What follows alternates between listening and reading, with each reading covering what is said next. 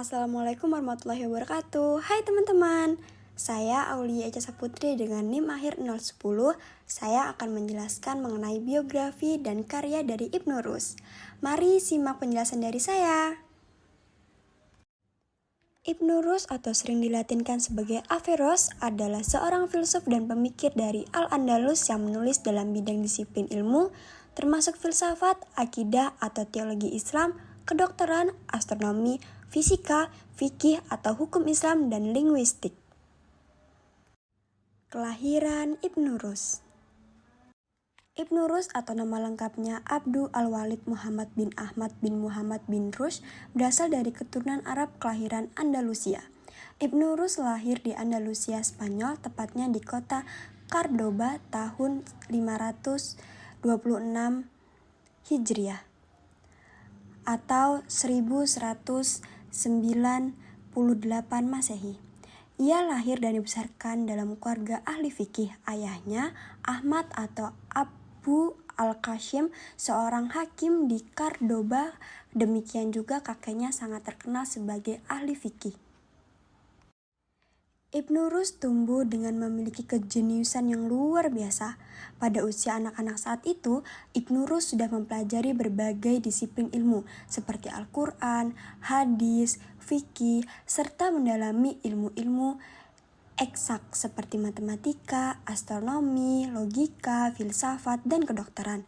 Setelah menginjak remaja, ia terdorong keluar dari lingkaran keluarga dalam menuntut ilmu. Perjalanan karir Ibnu Rus. Pada tahun 1147, gerakan Muwahhidun yang dipimpin oleh Ibnu Tumart yang disebut dirinya sebagai Al-Mahdi menggulingkan kekuasaan Murabitun di ibu kota Marques, dan tak lama kemudian Al-Andalus juga jatuh ke tangan Muwahhidun. Setelah berkuasa, gerakan Muwahhidun mendeklarasikan sebuah kekhalifahan. Pada tahun 1153, Ibnu Rus melakukan pengamatan astronomi di Marques dan membantu pembangunan perguruan-perguruan tinggi yang sedang dilakukan pemerintah. Ia berusaha mencari hukum-hukum fisika yang mengendalikan pergerakan benda-benda langit, tetapi penelitian ini tidak berhasil dengan lancar. Pada tahun 1169, Ibnu Tufail memperkenalkan Ibnu Rus kepada Khalifah Abu Yakub Yusuf. Pada pertemuan ini, sang khalifah bertanya kepada Ibnu Rus apakah langit selalu ada sejauh dahulu, qadim, atau memiliki awal mula, hadis. Nah, pada tahun yang sama, Ibnu Rus diangkat sebagai kadi di Sevilla. 2 tahun kemudian, ia menjadi kadi di Cordoba, kota kelahirannya. Tugasnya sebagai kadi adalah memutuskan kasus pengadilan dan memberikan fatwa atau mendapat hukum sesuai hukum Islam. Pada saat itu, ia semakin aktif menulis walaupun tugasnya semakin banyak dan mengharuskannya melakukan banyak perjalanan. Pada tahun 1184, Khalifah Abu Yakub wafat dan digantikan oleh Abu Yusuf Yakub Al-Mansur.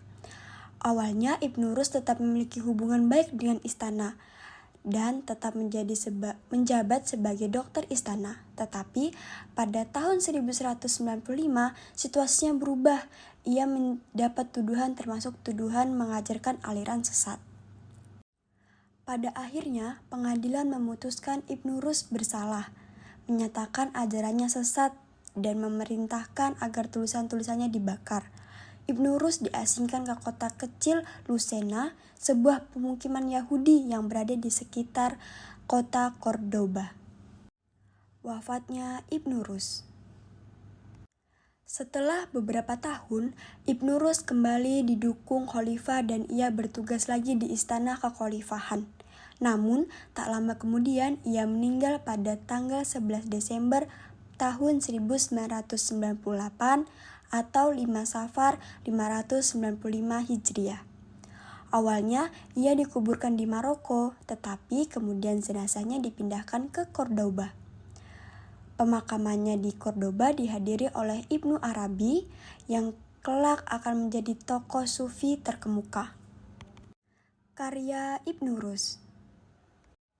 Ibnu Rus menulis beberapa karya seperti Bidayat Al-Mutajid, kitab tentang ilmu fikih, Kulliyat fi At-Tibi, buku kedokteran, Fas Al-Maqal fi Mabain Al-Hikmah wa Asya Syariat, tentang perihal perkataan-perkataan dalam hal bijak dan syariat.